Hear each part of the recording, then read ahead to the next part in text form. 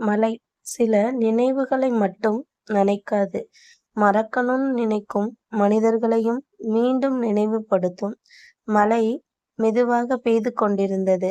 அமைதியான அந்த சாலையில் தனியாக நடந்து கொண்டிருந்தான் கவின். சாலை ஓரத்தில் கிடந்த வெள்ளை சாலை பார்த்ததும் எடுத்து கையில் வைத்து கொண்டான்.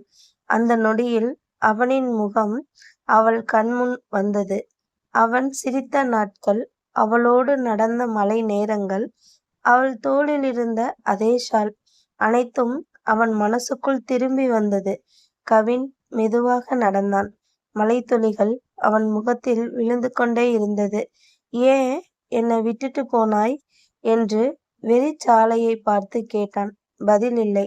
மழை சத்தம் மட்டும். தனிமையில் இருப்பது சுகம்தான். ஆனா தனிமையில் எனக்கான ஆறுதலை நானே தேடிக்கொள்வது அதைவிட பெரிய சாபம் எதுவும் இல்லை. அவன் குரல் நடுங்கியது.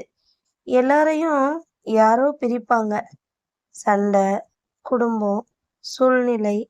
ஆனா நீ மட்டும் என்ன உயிரோட விட்டுட்டு போயிட்டிய.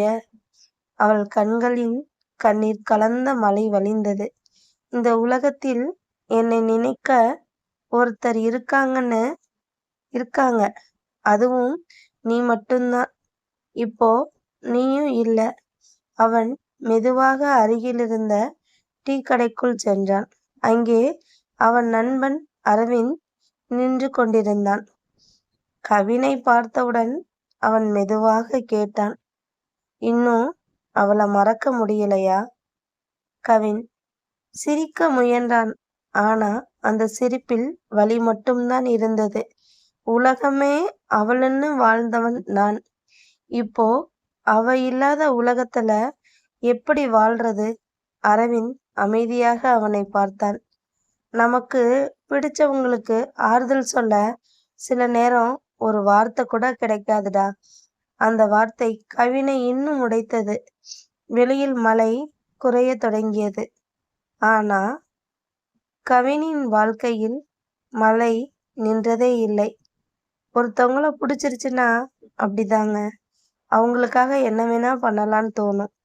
அதுவும் உயிரோட இருக்கும்போது. பிரிச்சுட்டாங்கன்னா பரவாயில்ல, அதுவும் அவங்க இறந்துட்டாங்கன்னா. இது மாதிரி கதைகளுக்கு கனவின் கதையை லைக் பண்ணி சப்ஸ்கிரைப் பண்ணிக்கோங்க.